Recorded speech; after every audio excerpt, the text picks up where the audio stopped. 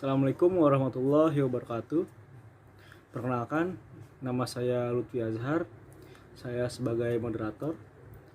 Dalam pertemuan kali ini, kita akan membahas tentang efisiensi pengeluaran perusahaan PT Jaya Abadi pasca pandemik 2021. Pertama-tama, marilah kita panjatkan puji syukur kita kehadirat Tuhan Yang Maha Esa atas keberkahannya sehingga kita dapat berkumpul di waktu yang singkat ini.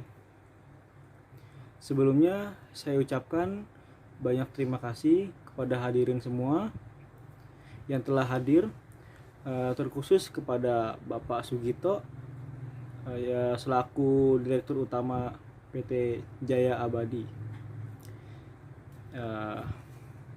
Slide berikutnya. Ya, susunan acara. Pertama itu pembukaan moderator yang sudah tadi saya jelaskan ya. Kedua, sambutan direktur dan masalah yang dihadapi. Ketiga yaitu penutup. Saya persilakan kepada Bapak Sugito. Waktu dan tempatnya dipersilakan. Baik, terima kasih kepada Bapak Lutfi Azhar yang telah memberikan waktu dan tempat kepada saya. Baik, untuk slide berikutnya itu mengenai masalah pendapatan bersih pada PT Jaya Abadi 3 tahun sebelumnya itu, yaitu pada tahun 2018 hingga 2020 mengalami perubahan yang signifikan.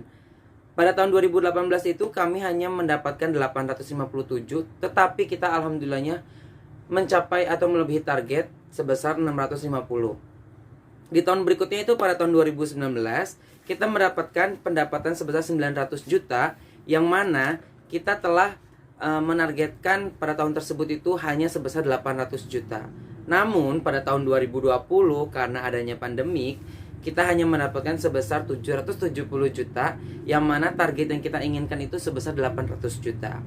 Dan pada tahun 2021, lebih tepatnya pada bulan Juni, kita hanya mendapatkan sebesar 430 juta.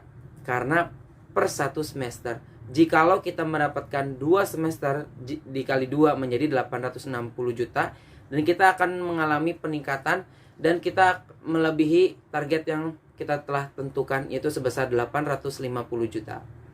Slide selanjutnya. Selanjutnya itu mengenai masalah-masalah apa saja yang terjadi di dalam perusahaan kita ini. Yang pertama yaitu pada tahun 2020, lebih tepatnya pada bulan Maret, kita telah mengalami pandemik yang mana pandemik ini sudah ada di mana-mana dan mengakibatkan kebijakan yang dibuat oleh pemerintah seperti PSBB, di mana kebijakan tersebut sangat-sangat membuat produk yang telah kita tetapkan atau kita ingin launchingkan ternyata tidak laku di pasaran, karena mungkin warga dan masyarakat sekitar mengiranya itu lebih baik memenuhi kebutuhan sehari-hari ketimbang untuk membeli suatu produk dari kami. Slide selanjutnya. Slide selanjutnya mengenai solusi dari penyebab sebab dan akibat yang terjadi karena adanya pandemik tersebut.